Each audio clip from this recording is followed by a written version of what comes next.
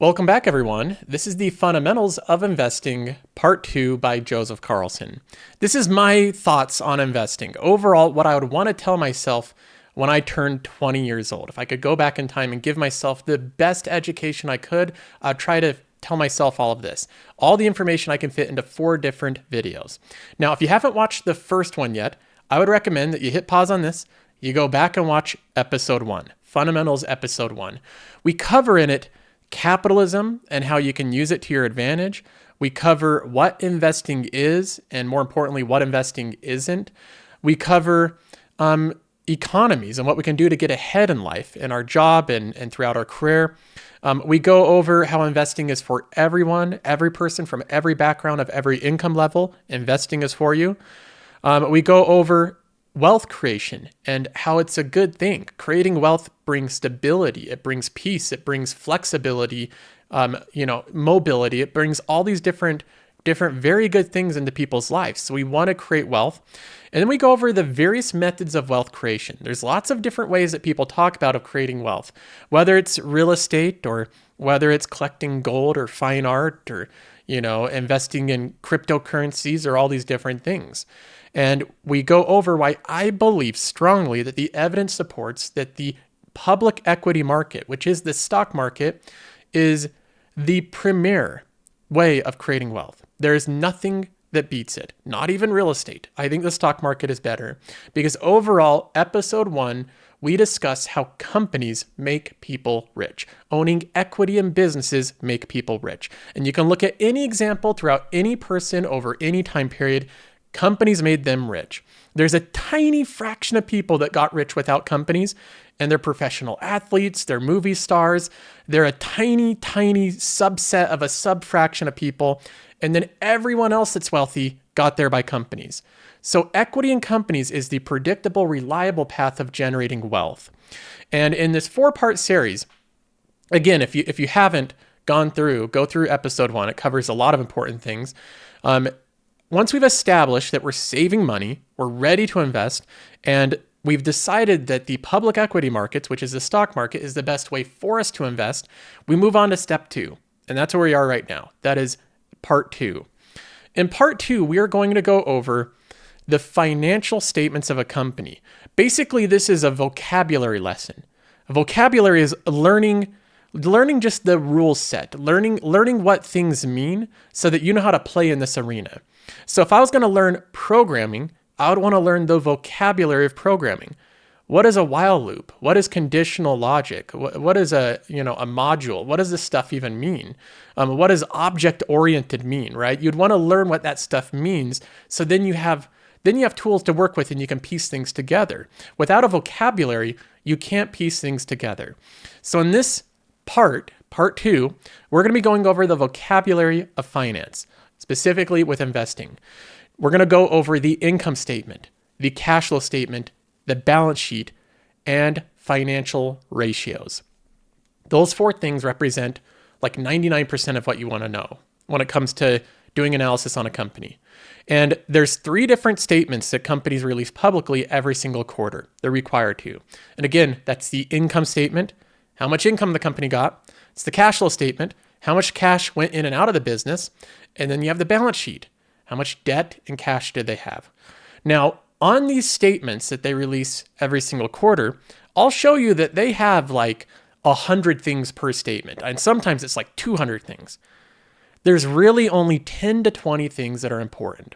It's much simpler than it looks when you're going through the actual statements. So you don't need to be an accountant. You don't need to be good at math. You don't need to be good with numbers. You can follow along with this, I promise. This is something where you take something that's really complex and you boil it down very simply. And the more simple you can make it, the better. So the example that I want to look at and go through with you is Visa. Let's just do Visa. Why did I pick Visa? Because it's a company like everyone knows, right? It's just a big company. Everyone knows about it. They have pretty straightforward finances. So it's just a good example to go through. Now, I think the best tool, and I may be a little bit biased here because I created it, I own it, but I genuinely feel the best tool for understanding the finances of a company is Qualtrim. And the reason why is because When you go to Yahoo Finance, when you go to Seeking Alpha, when you go to all these different websites, they make the mistake of thinking more is always better. That just having more data, just throw in all the data because more is better. And I promise you that's not the case. Again, out of the 300 different line items of financial information you get from the income statement, balance sheet, cash flow statement, there's 10 to 20 things that are important. 10 to 20 out of 300. So if you display all 300, you're just making it confusing for people to go in and figure out what's important. In Qualtrim, I don't display all 300. I could have 300 charts to go through. You could just scroll all day through different data and charts. That's not helpful because most of those are meaningless to what you're trying to figure out with a company. Most of them are just ancillary tangent data that you don't need to look at. So I believe Qualtrim's value is not in what it shows, but more importantly, what it doesn't show. Everyone else is trying to show everything they can. What I'm trying to do here is pick out the most important things and only show those. So you get a good understanding of a company and your understanding doesn't get confused with a lot of non-important information. But either way, this will be helpful whether or not you use Qualtrim or not. I want to go through Visa, and what we'll do is we'll first just go through how we would look at these different metrics. So first of all, if we go through, anytime you're looking at the earnings report of a company, there's only two keywords you need to memorize. Investor relations. Those are it. You type in the name of the company, Visa, investor relations. You just attach investor relations onto the end of it, and there you have. There you have it. At the end of the search, you'll always have from Google a website, like in this case, it brings up Visa's investor relations website and quarterly earnings. On the quarterly earnings, some companies have them formatted really well. If the web developer and designer is really good, like Visa's are beautiful. You have all the years there, you have the quarters, and you can click into any of them. Now they have different financial years, so it's Q2 right here. But you open that up, and there you have it. You have the report. Now, again, a lot of this is non-standard information. Like what they highlight here at the top is stuff that they just want to put into the report that they want to highlight. You go through and there will be commentary from the executives. There will be an outlook, financial outlook if they give one, bullet points of what they think is most important. None of this is required for them to put in. What's required for them to put in is the income statement and the cash flow statement. So right here we have the statements. So you could go into these different companies, you could bring up the statements, and they have the Visa consolidated statements of cash flow, where they have client incentives and share-based compensation and settlement receivables and account receivables and all this different stuff. They break it down very granular for you. And again, when you're looking at this, you're thinking, wow, this is really confusing. This is way over my head. I don't want to be diving into these reports with a fine-tooth comb, combing through all these different things. You don't need to. I promise you don't need to. What I've done is I've taken what I believe are the important parts of these statements, I've extracted them for you, and then I've brought them in to a visual display to give them context. So you don't only see this quarter in isolation, but you see this quarter compared to all the previous quarters illustrated in a visual perspective, which we have a better ability to track patterns and to track discrepancies and to track momentum and growth and decline through visual patterns than anything else. Humans are really good with visual patterns. So there's a reason that people like using Qualtrim, and it's because it's done all of that work for you and brings it into this website. Now, when we go through, what I want to do is I want to just go through the financial statements and the things that I've extracted. I don't want to waste time going through every other, all this type of stuff. That'd take forever. So let's go through all the things that I think are the important thing to track here. We have, first of all, the revenue of the company. Revenue is also referred to as net sales. Net sales or revenue is basically, it's just how much money the company took in. So if I have a company and I sell a product to someone for $100, I just got $100 of revenue. That's it. It doesn't factor in what I paid for the product, what my profit was, what my taxes on it were, if I even made money on selling it. I could have bought it for $200 and sold it for $100. All it tells me is I just have $100 that I took in from a customer. $100 of revenue. So revenue is just how much money the company takes in. It doesn't say anything about the quality of the company, but it does say something about the growth of a company. Because if a company's taking in more and more money, it means that there's people handing over more and more money. Now, whether or not they're making profits is different, but it is a good indicator of growth. One thing you can do, though, that you have to be careful about with revenue is differentiating between organic revenue and inorganic revenue. Organic revenue means that the company's growing without purchasing that growth in a big way. For example, organic revenue is like Costco, just selling more stuff more years and opening up more Costco locations. They're growing through their core business, just doing exactly what it's done.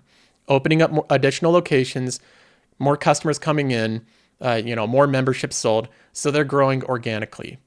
But a company might also grow through an acquisition. Like, let's say Costco decided that they wanted to buy Target, right? They might be able to do it. Like, they might have the balance sheet to do it. And let's just pretend for a minute, even though it would never pass regulation, let's just pretend it did pass regulation. So Costco buys Target. Well, the revenue of Costco would immediately, and we're looking at Visa here, I know, but the revenue of Costco would it would go up like $100 billion or whatever Target sells. It would just jump up. So that would look good, but keep in mind, for Costco to buy Target, they'd have to pay a fortune. They'd have to pay tens of billions of dollars above the value of Target, above the market cap. To pay for it, they'd either have to dish out a lot of cash, or they'd have to sell shares, equity in their company, and dilute Costco shareholders. So even though the revenue went up in that case, if Costco buys Target, it's not organic revenue. It's not them just executing their normal business plan and growing through additional customers and additional price increases. That would be an inorganic form of revenue. And the majority of times that companies grow inorganically, especially through very large transactions, they destroy shareholder value. They overpay. They don't have the synergy of the two companies working together, right? The reason Costco might buy Target is they would say like, oh, we'll be able to work together and cross-sell, and we'll combine our marketplace, and we'll have all this synergy that will make our companies better together than they are separate. Most of the time that doesn't work out quite as much as the executives want, and most of the time they overpay and it destroys shareholder value in the process. So what I look for are companies like Visa that largely grow organically. Now, Visa does many transactions where they purchase other companies. So this isn't 100% organic growth. They do have acquisitions and mergers that they do. But Visa does what's called tuck-in acquisitions. A tuck-in acquisition is when a company that's really big buys like a tiny company. So Visa, which has a market cap of like $500 billion, buys a company for like $500 million, right? Just at orders of magnitude smaller. Not enough to even make the news. You won't even hear about it. Visa's done dozens and dozens of these transactions. And they usually do it to buy some little piece of technology, to buy, they have an employee at that company that they want to bring on. So they buy the company with a requirement that they get the executive employee for 5 years or something to work for them, right? They do it for talent. They do it for intellectual property. They do it for software, or they do it for customers. They'll buy little companies, and that's called tuck-in acquisitions. When a big company buys a small company for the purpose of just further enhancing their core product. That's a good thing. Tuck-in acquisitions, okay. Those are things I don't mind at all. Big bloated acquisitions of two companies merging together where there's going to be a ton of synergy, very skeptical about those. Don't like those as much because the statistics are, this is from a Harvard study, 70% of the time it destroys value. Now, let's move on from this. I think most of you understand what revenue is. Again, just how much money they took in, but we want revenue that's not purchased by buying another company. We want revenue that mostly grows organically, and that's what Visa has. We move on to the other segment here. We'll get to EBITDA. One thing I would just want to add in that I'm doing additional work here in Qualtrim. We're making some big changes again, is the revenue by segment.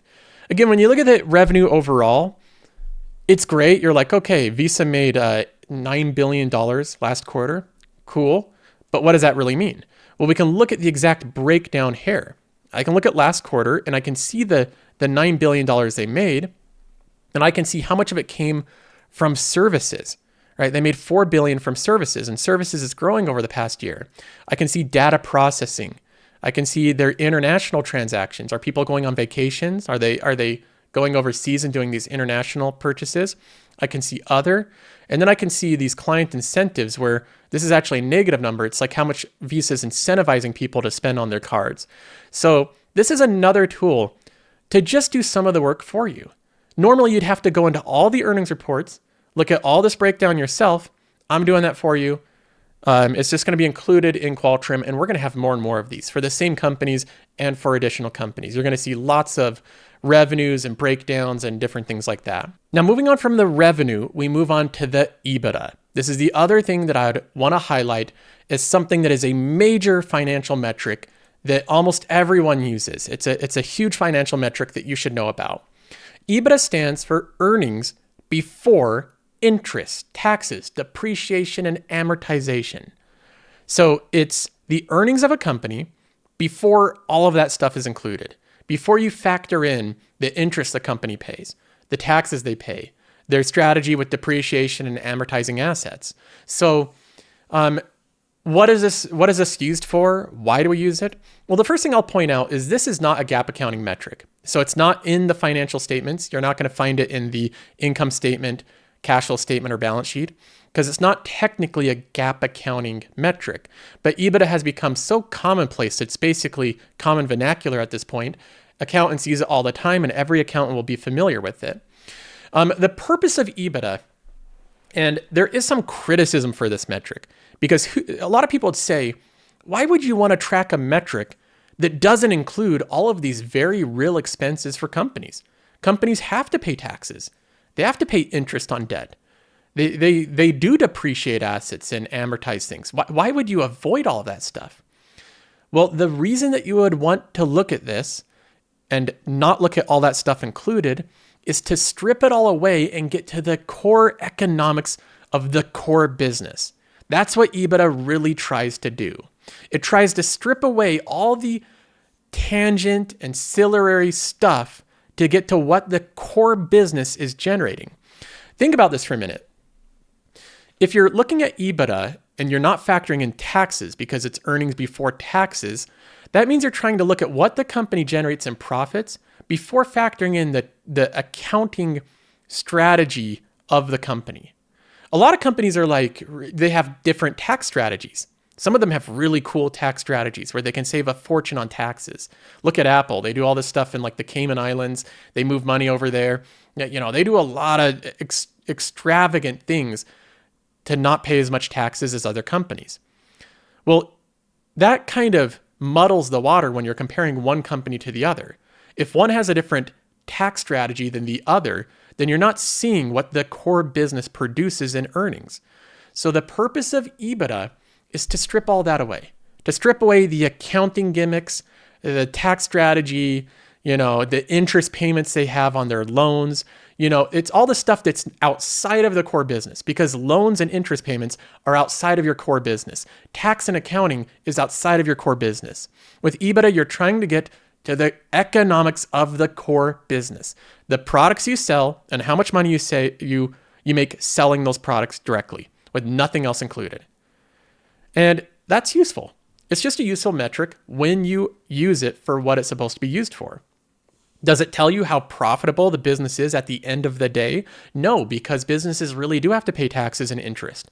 So it's not a metric that should be used as the final say of how profitable a company is, but it is a great metric to show you kind of what the core business itself without all this stuff is actually generating.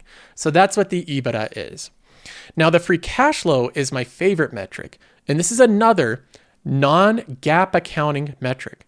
So this isn't part of GAAP accounting. You're not going to find this in the cash flow statement. You're not going to find it in the income statement. You're not going to find it on the balance sheet. Sometimes companies will include a metric like, they won't be required to, but companies like Netflix, they include free cash flow.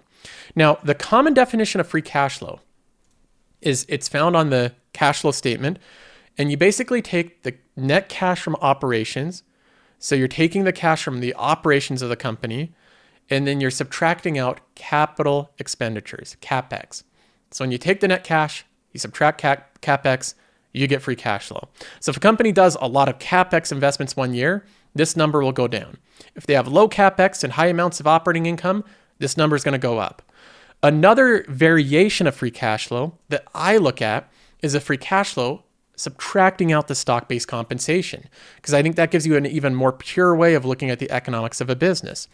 But either way, the whole purpose of the free cash flow is to give you an idea of how much money moved into the company and how much money moved out of the company this year or this quarter, to just see how much money the company has left over to return back to the shareholders. It's like a true form of the amount of profit they have left over.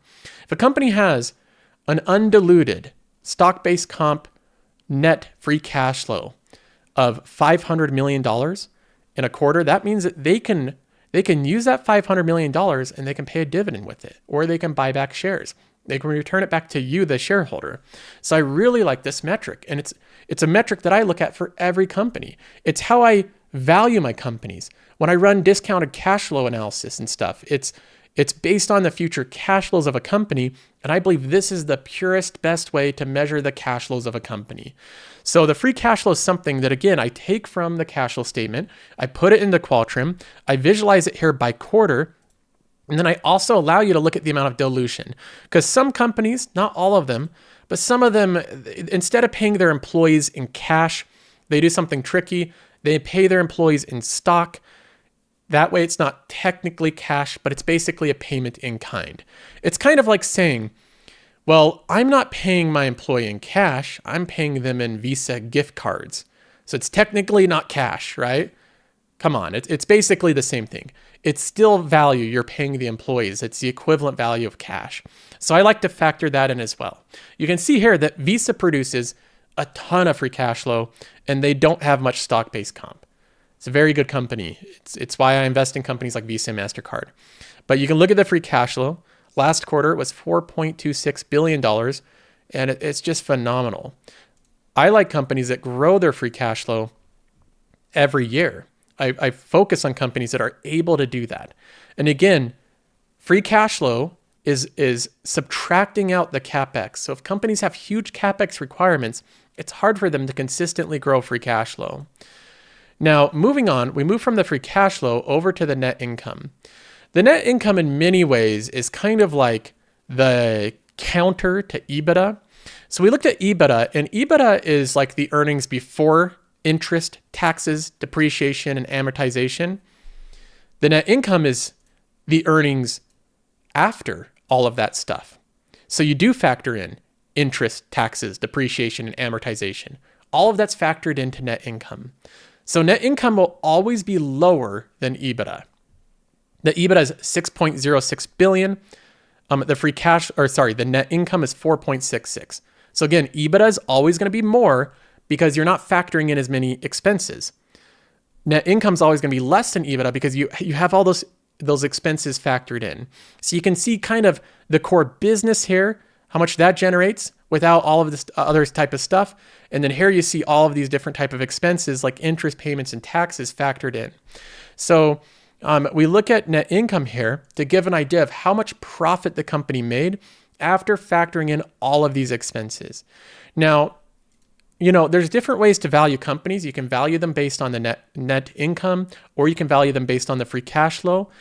Companies can kind of do things to game the net income.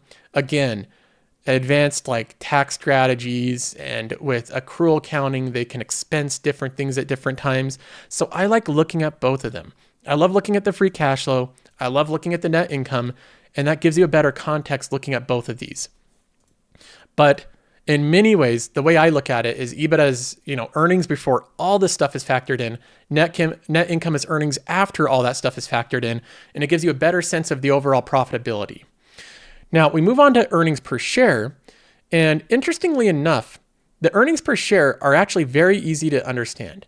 What you do is you take the net income, so the amount of net income the company made, and then you divide that by the amount of shares outstanding. So if we took this 4.66 billion and we divided that by the amount of shares outstanding, which is 2.06 billion, the earnings are about $2.25, right? Because the amount of shares, 2.04, goes into 4.6, a little over 2 times. So again, all you're doing is you're taking the net income, dividing that by the shares outstanding, and then you get the earnings per share. Super simple. There's nothing complex about this. So the earnings per share was $2.25. That's all a company does. So when a company grows the net income and it shrinks the shares outstanding, that's like crazy growth in earnings per share, because you're growing the thing that you're growing the top part of the equation and you're shrinking the bottom part of the equation, which means that the division is going to be huge. You're going to have earnings per share growth that accelerate rapidly. When a company's net income goes down and the share count goes up, the earnings per share are going to fall. So we want earnings per share to grow, meaning we want net income to grow and the shares outstanding to go down. So these are just different ways of representing a lot of the same information, but that's basically it. When you look at net income, you're just looking at the amount of profit the company's made after all these expenses are factored in. When you're looking at the earnings per share, you're looking at the equation of that net income divided by the shares outstanding, and you get this number right here. Super simple, nothing to it. So we want companies that are growing their earnings per share by like above, I want them to grow above 12% per year, 12 to 13%. I aim for 15%. It's kind of tough, but I want companies that grow 15% per year. The way that they do that is they grow their net income by around 10% per year, but they also do share buybacks. When they're buying back shares, it again improves that equation, so the earnings per share grow even faster. And you'll look at that's exactly what Visa is doing. Visa grew their net income by 10%, but their earnings per share grew by 12.5%. Again, how did the earnings per share grow faster than the net income? Because the shares outstanding went down by 2.5%. So these parts of the equation are important. Shrinking share count and growing net income equates to fast growing earnings per share. Now we get to the cash and debt of a company. It's super simple. The way that I relate this is it's just like looking at your household, right? All of us have a checking account and a bank account. You probably check it from time to time to see how much money you have in your checking account and savings account and on your credit cards. If you have more money on your credit cards than you have in your checking and saving, you're indebted. You're using leverage. Leverage is the financial term that people use, the investing term for indebted. But leverage just means that you're using debt to try to enhance returns or get higher returns, to improve your capital efficiency. But just like I don't hold any excess debt in my home life, I don't like the feeling of being indebted. I like the feeling of having more cash than debt. I also like the same thing with my businesses. I like my businesses to have more cash than debt. More cash than debt. You'll look at the companies that I own, and if you look at the balance sheet, you'll find it's not random that all my companies, almost all of them, have more cash than debt. Texas Roadhouse has more cash than debt. Costco has more cash than debt. Apple has more cash than debt. Microsoft has more cash than debt. I have a couple companies that have slightly more debt than cash, and I don't like that. That's a trade-off I'm willing to make some cases, but I don't like it. When I look at Visa here, this is an example of a company that has, it's basically neutralized its cash and debt position. They have $20.29 billion in cash, and they have debt of 20.6. Now, just a couple definitions here. I know you understand what cash and debt is, but just to get a little bit more technical here, cash in this case is not necessarily just sitting in a bank account, but it can be things that are cash or cash equivalents, assets that are immediately able to be sold, that are liquid assets. Things like short-term treasuries are considered cash. So Berkshire has like $170 billion in cash. They have that in short-term treasuries. So cash is anything that's cash or cash equivalents, which a cash equivalent is anything that can quickly be sold for cash. Debt is, in this case on Qualtrim, long-term debt. Debt that has a due date that's over 12 months. initial due date over 12 months. I don't have short-term debt. So if a company has like a revolving credit facility, or they have something where they take out like a month of, credit for this thing, if they put money on their credit cards, I don't include that, because I don't want kind of the operational debt that's in the business. What I want to measure here is the debt that gets companies in trouble. The debt that gets companies in trouble is long-term debt. That is the interest payment, long-term debt that companies use to purchase things, usually big things, and it's subject to interest rate movements because they have to renew it once interest rates go up at higher interest rates. So I look at it as short-term cash equivalents against long-term debt, and that's how I measure my businesses, because I believe that's the best way to do it. Now, why would Visa carry $20 billion of cash when they have $20 billion of debt? Why don't they just pay it off? Can't they just pay it off? It's likely that right now, Visa's cash is earning them 5 to 6% returns. And the debt they have is probably at like 3 to 4%, right? So if they have debt that's 3 to 4% and they're earning on cash 5 to 6%, it makes sense to just hang on to the debt. They're earning money on it and they can pay it off anytime if they want to. So there's some cases where it makes sense for companies to carry debt. But again, what gets companies in trouble, just like what gets people in trouble, is having a lot of debt, having a lot of leverage. To put this a simple way, when you look over the lifetime of the stock market over the past 100 years, the companies that go out of business are ones that have a lot of debt, and then things change in the environment. We go through a recession, we go through a pandemic, we go through a bubble, we go through a slowdown and additional competitors. The more companies in debt, the less available, the less different. I'm going to put this a different way. The more debt a company has, the higher chance it has of going bankrupt in different scenarios. So the amount of scenarios in which a company survives narrows and narrows and narrows and narrows the greater amount of debt they have.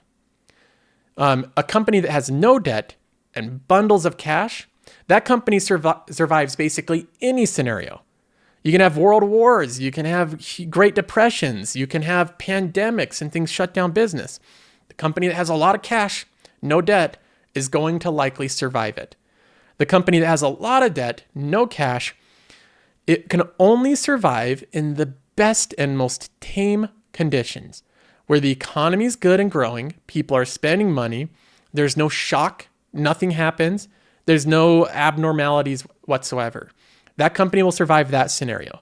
But as soon as things change and the environment changes, which is inevitable, we are going to go through different time periods with different challenges, just like we did in 2020. As soon as environments change, the indebted company suddenly goes from being okay to struggling and trying to survive.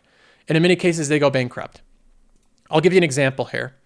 This is not of one that went bankrupt, but it's of one that went, it just had an unfortunate time. Carnival Cruise Line. It's a company that had a lot of debt, okay? They have a lot of debt because it requires a lot of upfront cash to build these huge ships and to buy them. And it's not a great business. Cruise lines aren't great businesses.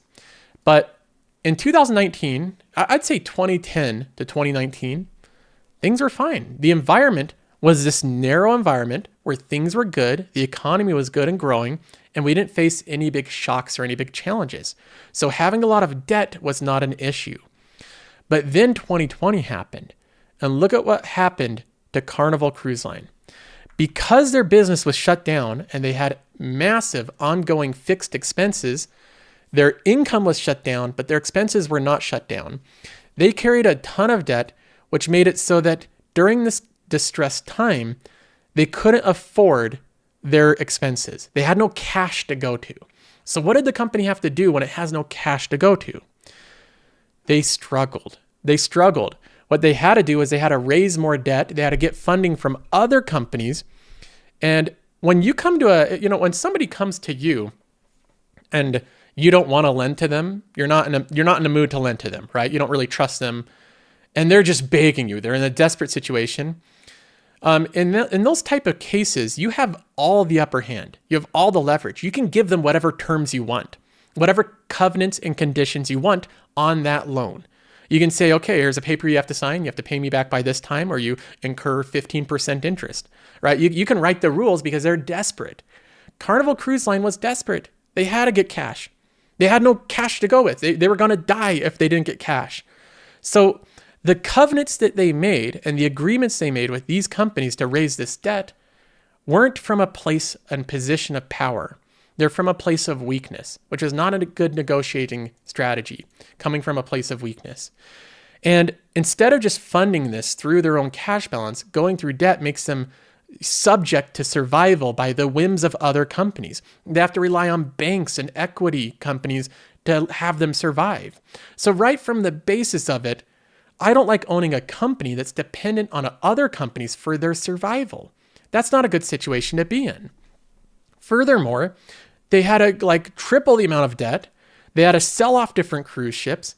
So they sold different ships out of their fleet to fund their current expenses.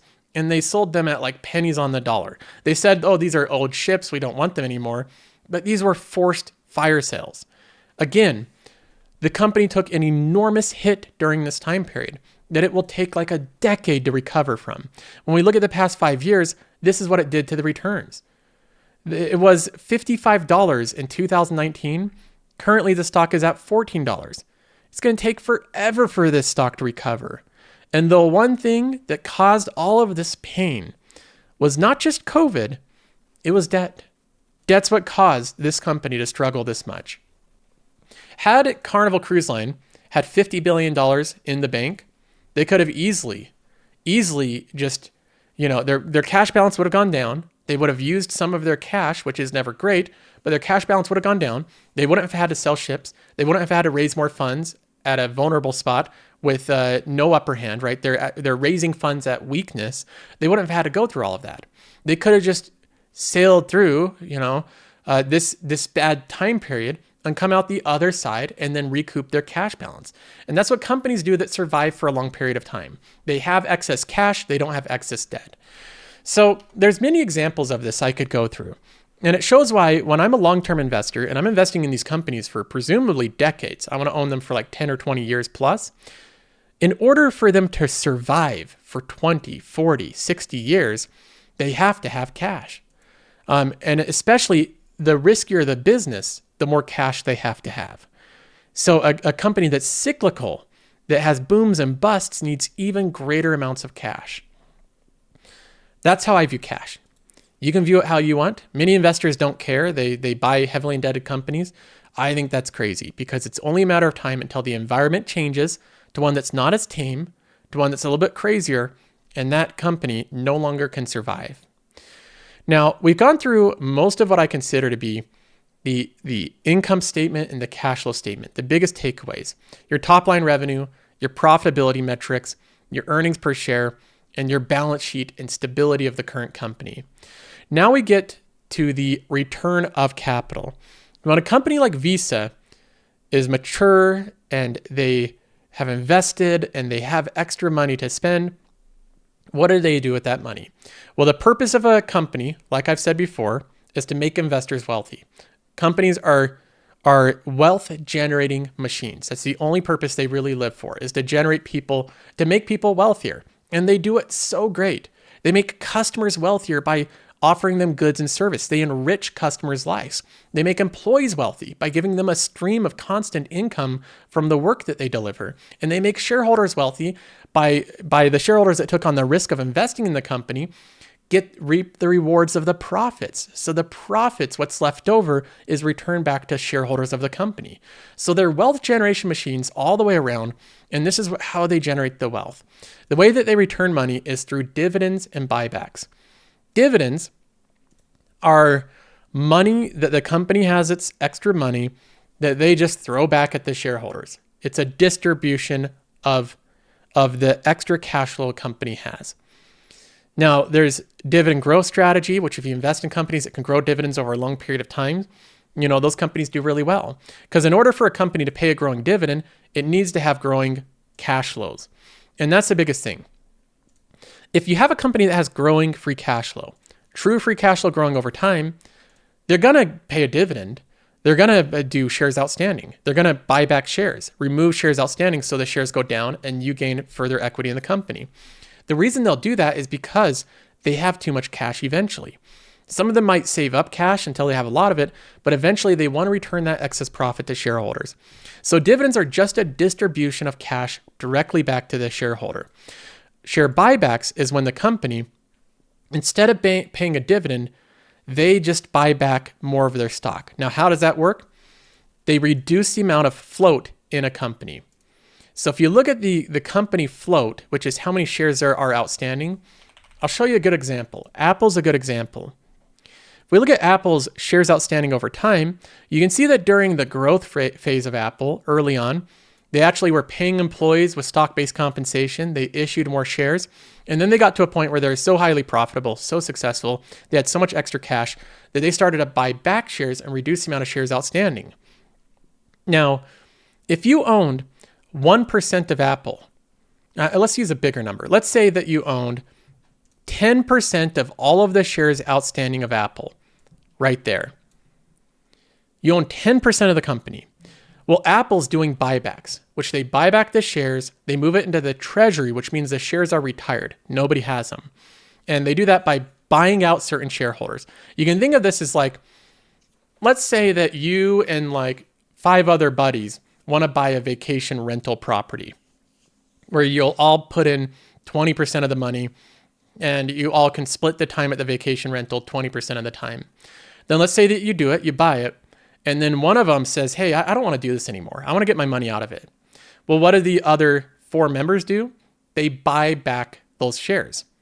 They buy his equity out of it, and then each of them own 25%. That is what a buyback is. It's when the company uses the cash flow to buy out existing members of the equity of the company. And then everyone else retains the remaining equity. So everyone else's equity goes up. For example, right here when Apple had like 26 billion shares outstanding, if you own 10% of the company, over the following decade, Apple reduced the shares outstanding so much with their cash flow that you would own roughly 18% of the company. You own more Apple, more equity in the company when you didn't purchase any additional shares because they did it for you. Apple bought back shares for you. You owned more of the company. So they didn't really actually buy shares for you, but they just made your shares own a greater equity of the company, a greater portion of the interest. So when we look at that, share buybacks are a positive thing when they're used the right way. If Visa generates a lot of cash, if they have a healthy balance sheet, if they have extra cash to generate and they're paying a dividend, they can also buy back shares. Now, there's a big debate of like what's better, dividend payments or buybacks. And there's different tax strategies here. In some cases, buybacks are more tax efficient. In some cases, dividends are more tax efficient. So there's this ongoing debate. What I'd like to do is highlight the similarities of it. For example, a lot of people say if you want a dividend, you can sell your stock, right? You can sell a share to get a dividend. Well, likewise, if you want a buyback, you can just reinvest a dividend. So if a company pays a dividend and you reinvest it and buy the same company with that dividend payment, that's like a buyback. You basically just manufactured a buyback yourself. You bought back share in the company. You have a greater equity portion from the cash flow. And likewise, if you want to manufacture your own dividend, if the company is doing buybacks and you sell a share, that's like paying a dividend. So you can kind of construct your own version of each of these.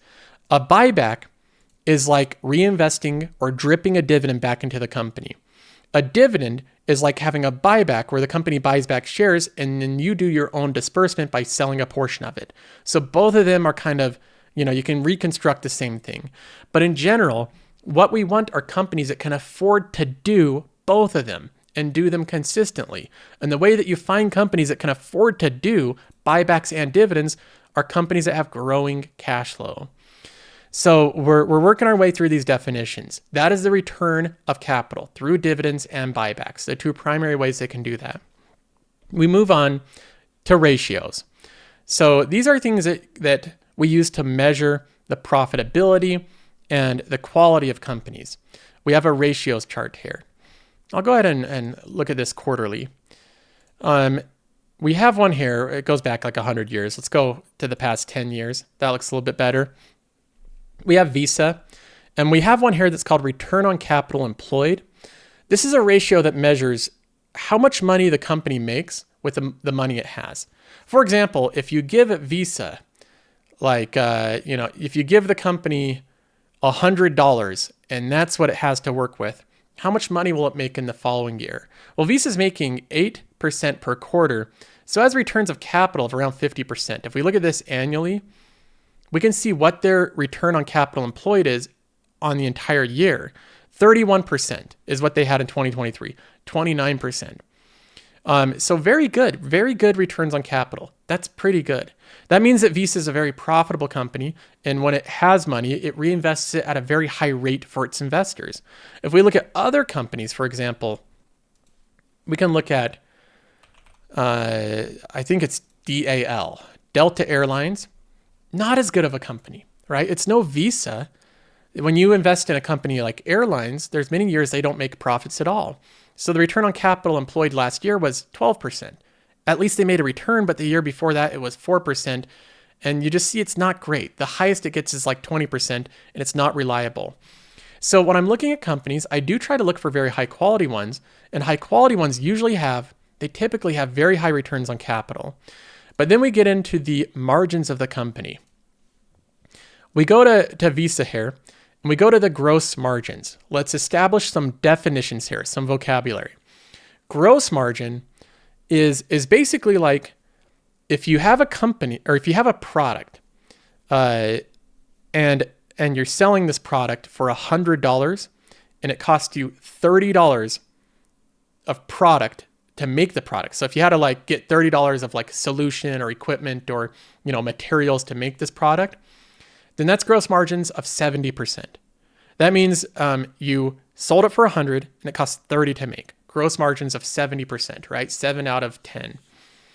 There's some companies though where you sell it for $100 and it costs you $80 to make. That's more in line of restaurant companies. So a Texas Roadhouse probably has gross margins of 20%, 30%. Let's take a look. I haven't actually memorized it, so let's just go ahead and take a look at Texas Roadhouse's gross margins. We have it right here. Let's bring it up. The gross margins are 14 to 15%. Kind of where I thought, right? 15% gross margins. That means that they sell something for $100 that costs $85 to make. Now you have Microsoft, which is a software company, right? They're not creating food. That's a low margin business. Microsoft's gross margins are going to be 70%. They always try to aim at that 70% gross margins. You can see that they really have a dedicated goal of hitting that 70% gross margins. So software companies have the ability to sell something over and over again, and it doesn't have that much cost of goods to make. Whereas a food company or a car company or something that has to manufacture something is going to have much higher costs of goods, meaning they're going to have lower gross margins. We move on to the next thing. And the reason that these are organized this way, 1, 2, 3, gross margins, operating margins, and profit margins, is because moving from left to right, it's always going to go from higher to lower because there's more things included in operating margins than there is in gross margins. Operating margins also includes the cost of goods, like the gross margins, but it also includes operational expenses. So think about again, if I sell this thing for $100 and it costs me $30 to make with the product and the materials and the solutions to make it, well, what about employee cost? What if I had to pay a specialized employee to make it and he costs $50 an hour? Right? And what if you had to drive to the store to get solution and he had travel time and I had to pay for the gas in the car that he drove? All of a sudden we have all these operational expenses. The operating margins is the margins after all those operational expenses are factored in. So gross margins is just the cost of goods of creating the thing. Operational margins are like the cost of goods plus all the operational expenses. And then we move to the last thing, which is the profit margins, which this is basically the net income margins. It's after you factor in not only cost of making the stuff, the operational expenses, but you also factor in depreciation and taxes and your accounting strategy and everything with the business. And this is what's left over. So with Visa, the gross margins are 76%, which is insanely high because it doesn't cost a lot of you don't have to really create anything to run a digital network, right? So the gross margins are very high. The operating margins are lower, 66%. Again, we go from 76 to 66. So it's still a super efficient company. I mean, just extraordinarily efficient. These are abnormally high margins. Visa is an outlier of a super high margin company. And then we get to the profit margins, and we have 53%. So see how the margins went down every time? Gross margins, 76. Operating margins, 66. And profit margins, 53. It went down like 10 to 12% every time. Most companies, again, I got to highlight another example because Visa is an extreme outlier. Let's look at Chipotle. And we could look at any of these companies. Let's see here. Ratios. Gross margins, 24%. Operating margins, 16%. And then profit margins, 13%. That's more like a normal company. No 60% profit margins. That's insane. So most companies are a bit lower, but that gives you an idea of it. The reason that Visa and MasterCard are such extraordinary companies is because they have high returns on capital employed, very high gross margins, very high operating margins, very high profit margins. They have like no CapEx. They have excellent moats and all of that good stuff. So it's an ideal company. They're like 1 in a million, literally 1 in a million. Now, the other thing, and I'm going to be improving this section of Qualtrim, it's not up to my standards right now, is the valuation portion. We have the price to sales, price to earnings, and price to book. And you can zoom in and get some data out of here, like, the different PE ratios a company's gone over. But I've been using a different way to evaluate companies. I don't think it's a good way. In fact, I see a lot of investors doing this where they say, well, from 2009 to 2019, the company traded at a PE ratio of 15. It's at a PE ratio of 25. So it's overvalued right now. I don't like doing that. I'll be going over valuations in the next part, so part 3. I don't like just extrapolating valuations, looking at what it was in a 10-year period with low interest rate and extrapolating valuations. I think there's a lot more nuance that goes into valuations. And I'm going to be doing changes to this valuation chart right here. So this is one that you're not going to see me using much right now. We do have the expenses chart, which I do use regularly. On these statements, companies will share different expenses they face. I highlight the 4 main ones here. In blue, we have CapEx. This is your capital expenditures. CapEx is things like warehouses, trucks for employees. If your employees are like workers and they need boots and vests on and microphones and different things like that, all the gear for them, that's all CapEx. Buying desks and robotics and hard goods, that's CapEx. A lot of that falls under CapEx. This company doesn't have a lot of CapEx. Again, Visa is very capital light. Capital light means that it doesn't take a ton of CapEx to run the business. Now, if you looked at Amazon, you're going to see a huge CapEx spend. Very CapEx heavy business because Amazon's building out the biggest fulfillment center in the world. Can't do that without spending a lot on CapEx. So this gives you an idea of how much physical capital requirements the business has to run. The more capital light, that term capital light means the lower CapEx requirements to run this business. Now, there's another term called capital efficiency, which encompasses a lot more things, but we can move on here. We get to S&M. S&M is sales and marketing. So you have people that are on the phones, calling other businesses, calling residential people, doing corporate sales. Your corporate sales team, that's under sales. Your marketing is like if you're doing advertisements, you're advertising on the Super Bowl, you're doing banner ads, you're paying Netflix and Amazon for ad space or whatever. Like that's marketing. So you have the S&M, the sales and marketing there. The G&A, that's general and administrative. This is where you bucket in all the people that don't fit in these other groups. This is where you have like administrators, managers, you have accounting team and like legal, You have all of that stuff in the general and administrative. Then we have R&D. That is research and development. There's a couple years here, but Visa doesn't have a lot of R&D. If we look at an example here that I think is interesting with the expenses, we can look at Salesforce, ticker symbol CRM. Let's take a look here. You can see that Salesforce does have a lot of growing research and development because they have a lot of developers working on new products, doing new developments, right? They have to spend a lot of money on that. So they spend $1.3 billion on research and development. They also have general administrative.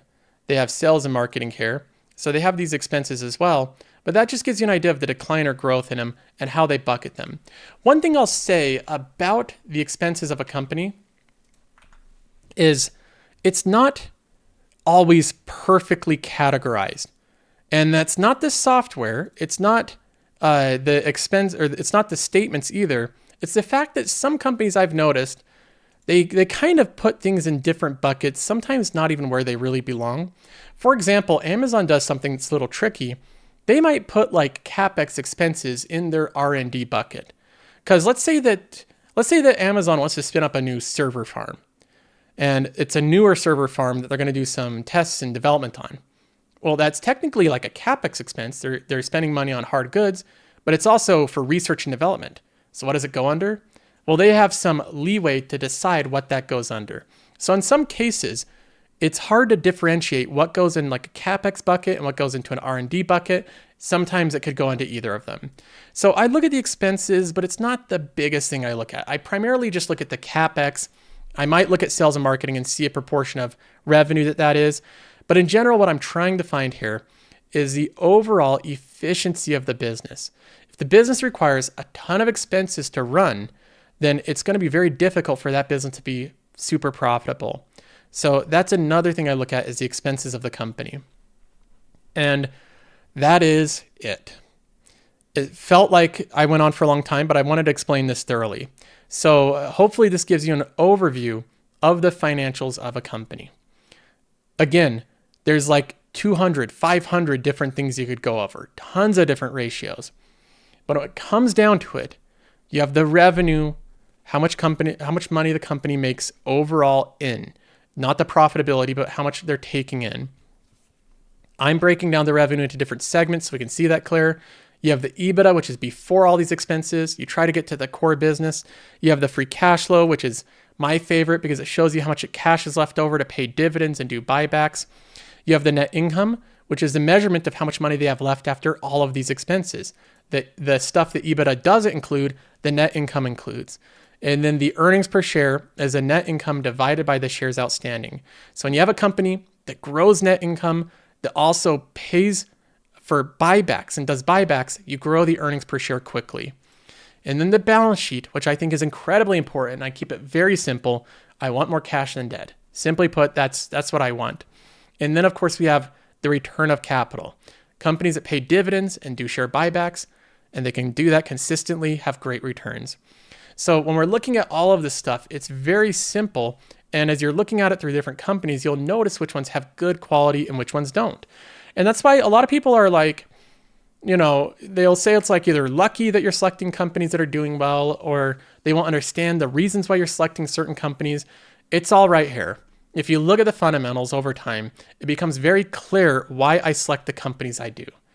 They just have insanely good fundamentals across the board, better than other companies. And they've proven that throughout decades of time. So having all of this information, and especially the history of the information at a glance, is very helpful in determining the quality of a company.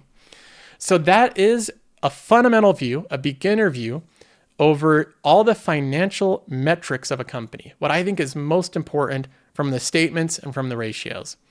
Part 3 is going to be valuation. Once we look at a company and we determine the quality, how do we know whether or not we're going to get an attractive return? What does overvalued mean? What does undervalued mean? What is a good rate of return to expect?